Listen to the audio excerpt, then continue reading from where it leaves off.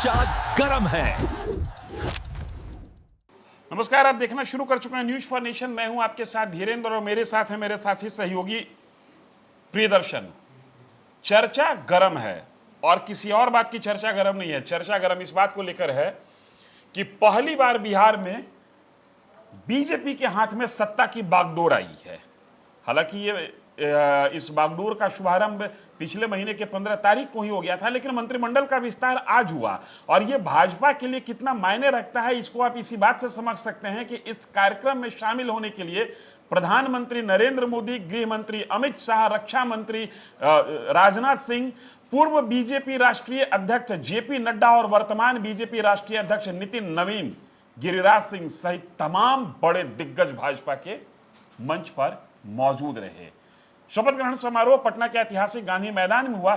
इसी के साथ कई चीजें ऐतिहासिक हुई। एक इतिहास तो हम आपको बता रहे हैं कि पहली बार भाजपा के हाथ में सत्ता की बागडोर आई है, और दूसरा जो ऐतिहासिक है कि कई ऐसे चेहरे बदल गए, कई सत्ता के मंत्रिमंडल का समीकरण बदल गया, क्षेत्र का समीकरण बदल गया, कई दिग्गजों के नाम छूट गए और कई नए ऐसे नाम आए जो आने वाले समय में भाजपा और प्रदेश की राजनीति में दिग्गज हो सकते हैं। क्यों प्रियदर्शन जी? बिल्कुल। मंगल पांडे का नाम ड्रॉप हुआ है। स्वास्थ्य मंत्री मंगल पांडे 2010 के बाद से प्रादेशिक भाजपा की राजनीति में अग्रिम पंक्ति के नेता में माने जाते थे। प्रदेश अध्यक्ष बने, स्वास्थ्य मंत्री बने। बार बार जब सरकारें बदल रही थी, मंगल पांडे का मंत्रालय अक्षुण्ण रह रहा था। इस बार मंगल पांडे का मंत्रालय नहीं बदलाया, मंगल पांडे ही ड्रॉप कर दिए गए और उसी इलाके से मिथिलेश तिवारी को मौका दिया गया है। क्या मतलब है इसका और ऐसा क्यों हुआ? पहले तो क्या है कि मंगल पांडे को जो ड्रॉप किया गया है और अचानक से मिथिलेश तिवारी को लाया गया है, तो मिथिलेश तिवारी को अगर आप देखेंगे तो मिथिलेश तिवारी संगठन पर काम करने वाले भाजपा के एक बड़े चेहरे रहे हैं जी। आपको याद होगा कि बक्सर लोकसभा क्षेत्र से भी पार्टी ने उन्हें टिकट भी दिया था। विवादों में भी रहे हैं मिथिलेश तिवारी, और जो कहते हैं कि भाजपा का उग्र हिंदुत्व वाली जो राजनीति है एक तरीके से, उसके भी वे संदेश वाहक रहे हैं।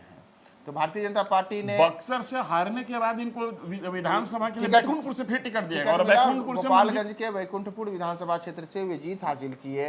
अगर आप याद करें तो जब नीतीश कुमार की सरकार बनी 2025 के नवंबर महीने में, तो उसके बाद विधानसभा में कई ऐसे मौके आए जिसके गवाह हम सब रहे कि लगातार जन हितैषी मुद्दे हों, राज्य से जुड़े मुद्दे हों, और विशेष करके कई ऐसे मुद्दे जो हार्डकोर हिंदुत्व वाला जो मुद्दा होता है, उस उन मुद्दों को मिथिलेश तिवारी लगातार उठाते रहे और उनकी एक अलग किस्म की छवि बनी। तो आप ये कह सकते हैं कि मंगल पांडे को अब पार्टी संगठन में कुछ बड़ा देने जा रही है या दे सकती है, क्योंकि जैसा देखा गया कि बंगाल में यह उन्होंने साबित किया कि बंगाल में का प्रभारी उनको बनाया गया, तो बंगाल प्रभारी रहते हुए मंगल पांडे ने वहां शानदार काम किया, जिसका नतीजा है कि भारतीय जनता पार्टी इतिहास में पहली बार बंगाल में सत्ता में आई है। 208 विधानसभा क्षेत्रों में उनके विधायक चुनाव जीते हैं। तो इसका नतीजा तो ये भी है कि मंगल पांडे को बिहार के मंत्रिमंडल से ड्रॉप किया गया है, और संभव उनके सांगठनिक कौशल को देखते हुए हो सकता है कि आगे उत्तर प्रदेश एक बड़ा राज्य है, और कहा जा रहा है, माना जा रहा है ये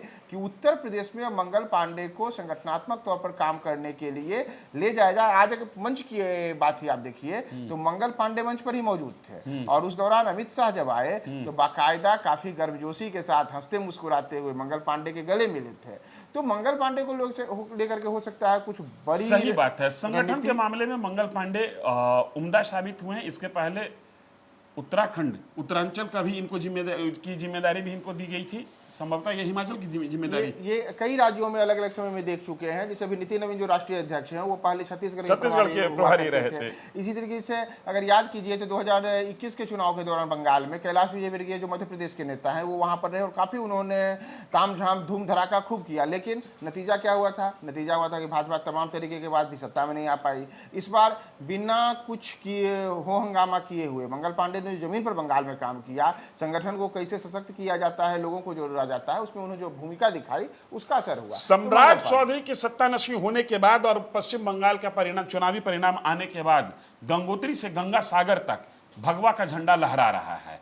लेकिन एक बात महत्वपूर्ण है कि गंगोत्री से लेकर गंगा सागर तक बीजेपी की सरकार में बिहार ही एक ऐसा प्रदेश है जहां पर एक मुस्लिम समाज का मंत्री बना है, जमा खान, जो कि जदयू के कोटे से हैं।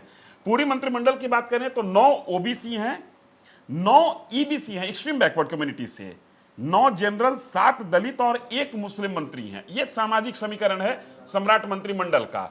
लेकिन अगर क्षेत्रवाद की चर्चा करें, सामाजिक समीकरण में बहुत ज्यादा कहने के लिए नहीं बच रहा है, क्योंकि ओबीसी, ईबीसी और जनरल ये तीनों 9 की संख्या में, तीनों में एक बैलेंस बनाने की कोशिश की गई है।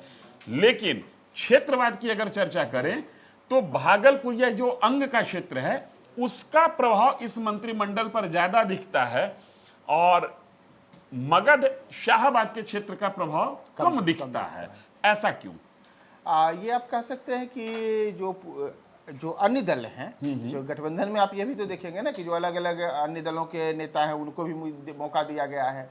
तो भारतीय जनता पार्टी ने जहां यह दिखाने की कोशिश की है, या कह सकते हैं कि जो समीकरण साधे हैं उसमें सीमांचल के इलाकों को साधने के लिए, पूर्वी बिहार को साधने के लिए उस इलाके से आने वाले नेताओं पर फोकस किया है। और नतीजा है कि चाहे वह दिलीप कुमार जायसवाल हो या फिर बुलो मंडल हो जो पहली बार मंत्रिमंडल में सदस्य बने हैं, इंजीनियर कुमार शैलेंद्र हो, ये सब उसी इलाके से आते हैं। यहाँ तक कि अगर आप देखिएगा तो बिहार के जो मुख्यमंत्री हैं सम्राट चौधरी, वो भी उसी मुंगेर के इलाके से आते हैं। इतना ही नहीं, विजय कुमार सिन्हा भी लखीसराय के से विधायक हैं। लखीसराय से पूरब का प्रभाव ज्यादा, पूरा प्रभाव ज्यादा। लेकिन अगर दूसरी ओर आइए तो जदयू की ओर आ जाइए तो जनता दल यूनाइटेड से मंत्री बने हैं श्रवण कुमार। श्रवण कुमार कहाँ से आते हैं? मगध के इलाके से आते हैं। इसी तरीके से अगर आप देखिएगा तो संतोष सुमन है जो हिंदुस्तानी युवा मोर्चा के हैं, वह कहाँ से आते हैं? तो मगध के इलाके से आते हैं। हालांकि वो एमएलसी हैं लेकिन उनका जो प्रभाव क्षेत्र है वो इसी इलाके में माना जाता है। जमा खान को भी आप लेके कह सकते हैं कि जिस इलाके से वो आते हैं तो शाहबाद और मगध का वो एक सीमाई इलाका हो जाता है जहाँ से वो चुनाव जीतते हैं।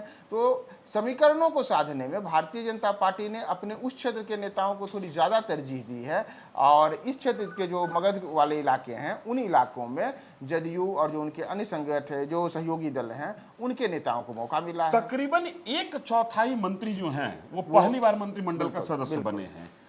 ऐसा कहा जा रहा था कि सम्राट चौधरी को नई टीम दी जाएगी, युवाओं की टीम दी जाएगी। तो क्या 1/4 से नई टीम की धारणा पूरी होती है या ये करने की कोशिश क्या है? 5 बीजेपी ने नए चेहरे उतारे हैं और जदयू की तरफ से 3 हैं। ये क्या मतलब है? महिला को अगर जो मंत्रियों की संख्या को देखते हैं तो जदयू ने ज्यादा महिलाओं को मौका दिया है, बीजेपी ने कम दिया है। जबकि बीजेपी महिला बिल को लाने के लिए अभी जो महिला वोटर्स पर जिस तरीके से बीजेपी फोकस कर रही है, इसका क्या मतलब है? मैसेज क्या है इसको लेकर? तो पहली तो बात क्या है कि जो जनता दल यूनाइटेड है वो जनता दल यूनाइटेड के लिए तो एक बड़ा संघर्षात्मक समय आप कह सकते हैं चल रहा है। नीतीश कुमार ने मुख्यमंत्री की कुर्सी छोड़ी है, उसके बाद से ही लगातार इन बातों की आशंका व्यक्त की जा रही है कि जदयू कहीं आने वाले भविष्य में किसी बड़े संकट में ना घिर जाए। और जो सूत्र कहते हैं वो भी यही कहते हैं कि अचानक से नीतीश कुमार के पुत्र जो निशांत हैं उनको मंत्री बनाया जाना, जबकि वो आज के डेट में किसी भी सदन के सदस्य नहीं है, यह भी जदयू को बचाने की, जदयू को संगठित रखने की और जदयू में जो अलग अलग धड़े के नेता हैं उन सबको एक चेहरे के नाम पर जोड़े रखने की कवायद के तहत ही ये किया गया है। तो संभवतः निशांत को लेकर के तो हम ये कह सकते हैं जो पहली बार मंत्री बने हैं जी। इसके अतिरिक्त कई जो युवा चेहरे हैं, निशांत का सत्तारोहण, निशांत को मंत्रिमंडल में मौका मिलना एक बड़ी घटना है। क्योंकि निशांत की पार्टी में एंट्री पिछले महीने की 8 तारीख की हुई और तकरीबन 1 महीना बीतते बीतते निशांत, मतलब नहीं पिछले महीने, उसके पिछले महीने मार्च में 1 महीना बीतते बीतते निशांत बिहार सरकार के मंत्रिमंडल का हिस्सा हो गए।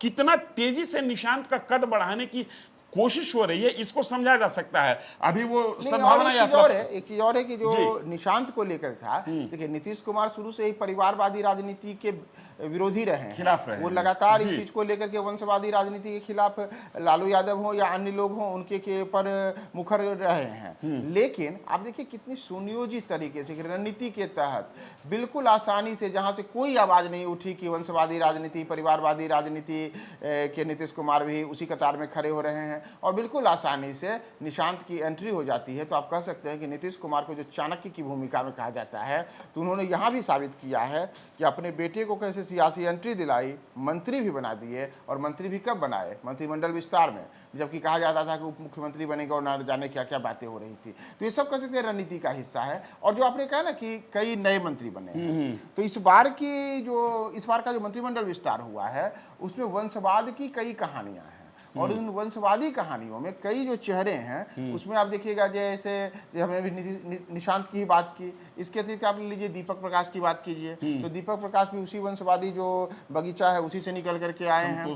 संतोष सुमन का नाम ले लीजिए, नीतीश मिश्रा का नाम ले लीजिए, रमा निषाद का ले लीजिए। अब देखिए युवा और महिलाओं की बात आप करें, जब रमा निषाद है तो श्रेयसी सिंह है, या फिर श्वेता गुप्ता है, तो ये तमाम लोग जो हैं जिस पारिवारिक, जो कहते हैं कि सियासी परिवार से आते हैं, वहां से आकर के आज वे दूसरी तीसरी पीढ़ी के नेता हैं, जो मौका जिन्हें मिला है, और मौका क्या मिला है, कह सकते हैं कि कुछ लोग बैकग्राउंड से भी आए हैं, तो वो तमाम लोग अब फिर से अपनी दूसरी और तीसरी पीढ़ी को सेट किए हैं। तो उसमें कई ऐसे चेहरे दिख रहे हैं जिन चेहरों को मौका दिया गया है। रही बात महिला नेतृत्व की, भाजपा से ज्यादा जदयू के पास में महिला नेतृत्व, तो समीकरणों को साधने में शायद जदयू ने जो स्थितियां बनाई है उसमें उनके अलग अलग नेता आ गए हैं, जिसमें चाहे श्वेता गुप्ता की बात कर लें या फिर लेसी सिंह की बात कर लें या अन्य तमाम लोग हैं, उन सबको यहाँ पर लाया गया है। तो समीकरणों के हिसाब से बीजेपी ने जिन 3 मंत्रियों का नाम ड्रॉप किया, एक मंगल पांडे की चर्चा हमने की, एक बेगूसराय के इलाके से आते हैं सुरेंद्र मेहता, उनको ड्रॉप किया है, और नारायण प्रसाद को ड्रॉप किया है। लेकिन अब हम चर्चा करेंगे उस चेहरे को लेकर जो चेहरा जिस दिन से सम्राट चौधरी सत्तानसीं हुए हैं उस दिन से सबसे ज्यादा चर्चा में है। लखीसराय के विधायक, पूर्व उप मुख्यमंत्री, पूर्व विधानसभा अध्यक्ष, पूर्व नेता प्रतिपक्ष विजय सिन्हा को लेकर अंतिम दौर तक यह चल रहा था कि विजय सिन्हा शायद मंत्रिमंडल में शामिल न हो, उनके स्वयं निजी कारण है, शायद नाराजगी थी या क्या था, ये कहा नाराजगी उन्होंने खुल के जाहिर नहीं किया, लेकिन ऐसा मैंने पॉलिटिकल गलियारों में यह चर्चा थी कि विजय सिन्हा सम्राट मंत्रिमंडल में अपने आप को कंफर्टेबल फील नहीं कर रहे हैं। लेकिन आज जब शपथ ग्रहण समारोह शुरू हुआ तो सबसे पहले श्रवण कुमार के बाद की सबसे पहले भाजपा की ओर से पहले व्यक्ति वही कतार में खड़े दिखे जो मंत्रिमंडल का हिस्सा बने। क्या वजह रही कि इनकी नाराजगी की चर्चा आई और किन वजहों से इनकी नाराजगी दूर हो गई? एक तो देखिए कि विजय कुमार सिन्हा उप मुख्यमंत्री रहे, इसके पहले हम और पहले आपको ले जाना चाहते हैं जी। जब सुशील मोदी को हटा करके और उप मुख्यमंत्री बनाया गया था तारकिशोर प्रसाद और रेणु देवी को, जी, बाद में समीकरण बदले, सत्ता का इधर उधर उलट पुलट हुआ और नीतीश कुमार जी को लेकर कह सकते हैं कि पलटी मार दिए। तो उसके बाद पुनः सरकार जब बनी तो उस सरकार में तारकिशोर प्रसाद और रेणु देवी को उप मुख्यमंत्री नहीं बनाया गया और उप मुख्यमंत्री ही नहीं बनाया गया, बल्कि देखिए तो मंत्री पद तक नहीं दिया। नहीं, हाँ सही बात है। तो ये एक ऐसी वजह रही जिसे लेकर के उस समय भी चर्चा हुई कि आखिर ऐसा क्या हुआ कि जो पहली सरकार में उप मुख्यमंत्री थे अब नई सरकार में मंत्री तक नहीं बने।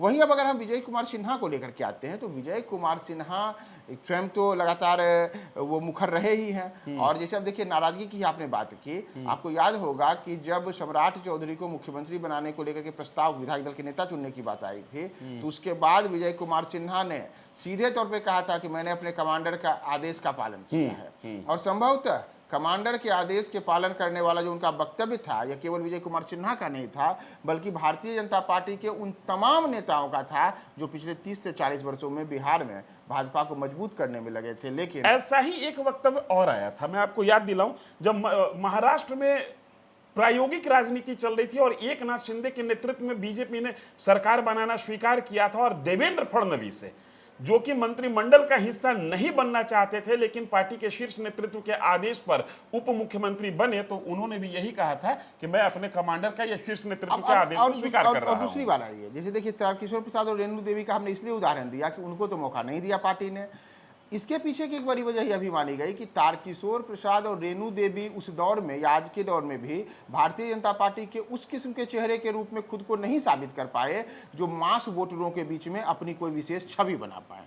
दूसरी अगर आप विजय कुमार सिन्हा को देखिए तो विजय कुमार सिन्हा ने न केवल मंत्री रहते हुए जमीनों को लेकर के, जो बिहार में भूमि विवाद एक बड़ा मामला है, उसमें उन्होंने अपनी एक दमदार उपस्थिति दर्ज कराई और लोकप्रियता भी हासिल की, उनकी कार्यशैली से जनता में बड़ी सकारात्मक फीलिंग जा रहा है। जनता में भी ये रहा कि नहीं, विजय कुमार सिन्हा तो बढ़िया काम ही कर रहे हैं, अधिकारी उनको करने नहीं देते हैं।